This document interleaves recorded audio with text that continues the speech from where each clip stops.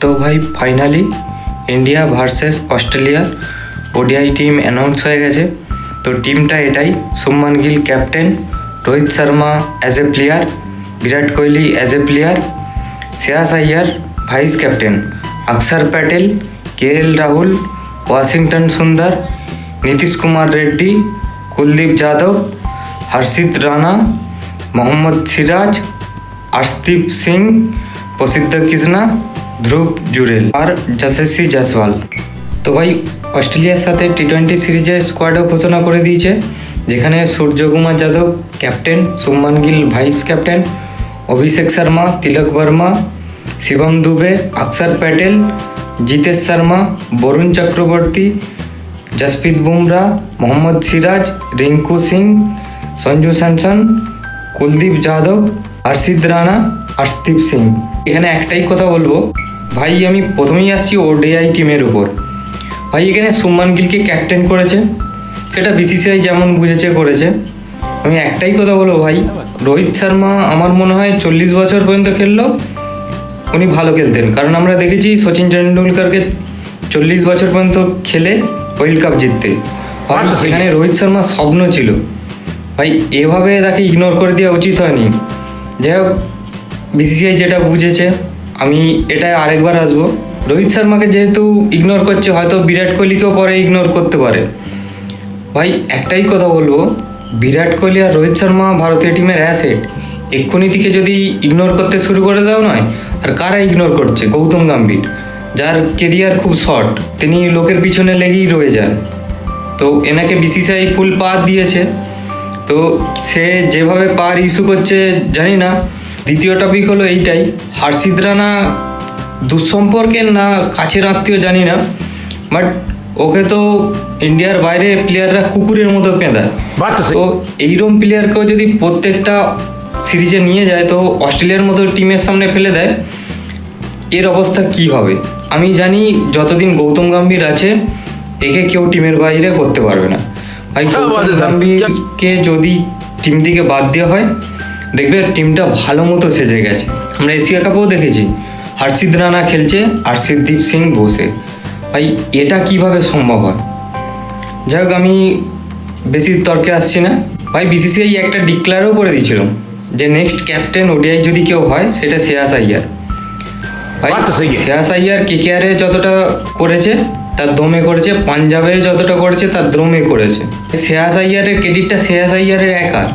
But দেখো শুভমান গিলের ক্ষেত্রে, হ্যাঁ শুভমান গিলও ভালো আইপিএলে ক্যাপ্টেনশিপ করেছে, বাট আশিস নেহরা তাকে যেভাবে সাপোর্ট করেছে অ্যাজ এ ক্রিকেট কোচ না, অ্যাজ এ গার্জেনের মতো তাকে দেখেছে।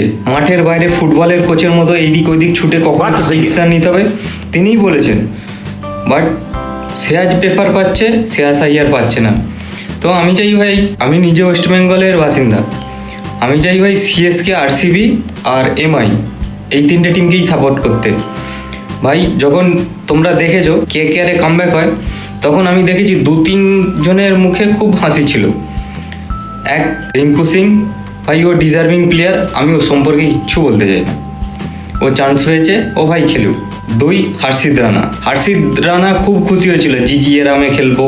হ্যাঁ সেটা জিজিএরায় খেলে ওর উন্নতিটাও করে নিয়েছে, বাকি প্লেয়ারদের হোক না হোক ওর উন্নতিটাও করে নিয়েছে। বাট কত যে প্লেয়ারের ক্ষতি হচ্ছে সেটা ওরা দেখেনি। ভাই আমি কেকেআরকে একটাই কথা বলবো, তোমরা এইরকম কোচ আর লাইভে নিও না। ভাই যে ফ্রিডম দিতে পারবে না প্লেয়ারদেরকে, সে কি কোচ? ভাই আমি একটাই কথা বলবো, এশিয়া কাপ হ্যাঁ বড় টুর্নামেন্ট, ভাই ওইটে গৌতম গম্ভীর কিছু করেনি। গৌতম গম্ভীর যে টেবিলে হাত চাপড়েছে, করে দেখিয়েছে প্লেয়াররা, যার দম ছিল করে রেখেছে প্লেয়াররা। গৌতম গম্ভীরের জন্য ভাই কাপ আসেনি, এখানে কাপ এসেছে ইন্ডিয়ার পুরো পারফরমেন্স উপর নির্ভর করে।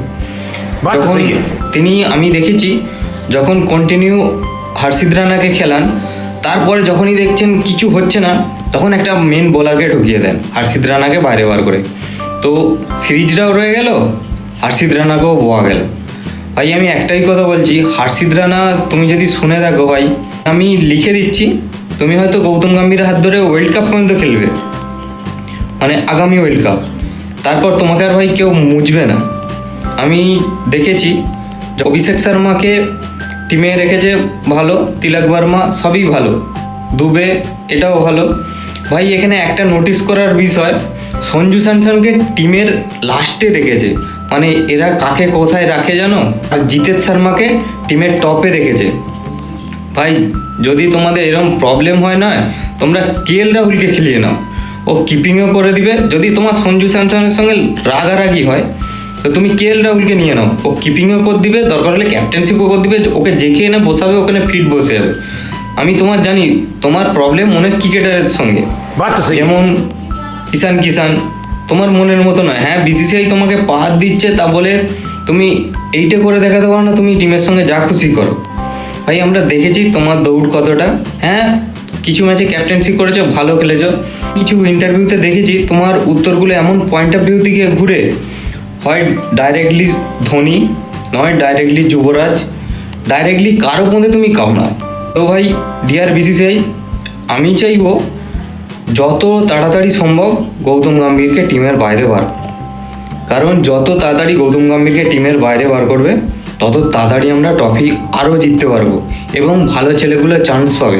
এখানে জিতেশ শর্মা এখন ডিজার্ভিংই নয়। এখন কিভাবে তাকে দেখবে?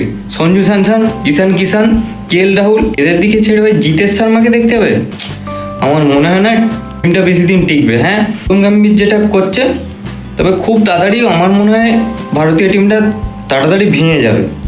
এইভাবে গৌতম গম্ভীরের এরায় যেরকম কেকেআর ধ্বংস হয়েছে, আমরা এবারে আইপিএলে 2025-এ দেখেছি, হয়তো ইন্ডিয়ার টিমটাকেও করতে চলেছে। আরেকটা পয়েন্ট অফ ভিউতে ভাই আমি আসবো, হর্ষিত রানার ইন্টারনাল বা বহিরাগতভাবে ওর সাথে কিছু রিলেশনশিপ বোধহয় আছে, নাহলে ছেলে তো অতবার চান্স পায় না। এটা কিভাবে সম্ভব? ওকে দেখলেই ব্যাটসম্যানদের জিভ দিয়ে লাল চলে আসে। তো ওকে বাঁচাতে ওকে প্রথমে শুরুতে ম্যাচ খেলিয়ে দেয়, যখন দেখছে ওকে কিছু হচ্ছে না ওকে বসিয়ে দিয়ে একটা ভালো মেন বোলার ঢুকিয়ে দিল, হর্ষদীপ সিং যে কাজটা করে দিয়ে চলে আসলো, ওকে আবার অন্য সিরিজে ক্যারি করা হবে। ভাই এখানে অস্ট্রেলিয়ার সাথে খেলতে যাচ্ছ, এটা বাংলাদেশ নয়, মনে রেখো। ভাই এটাই ছিল টিমের স্কোয়াড, তো তোমরা দেখো।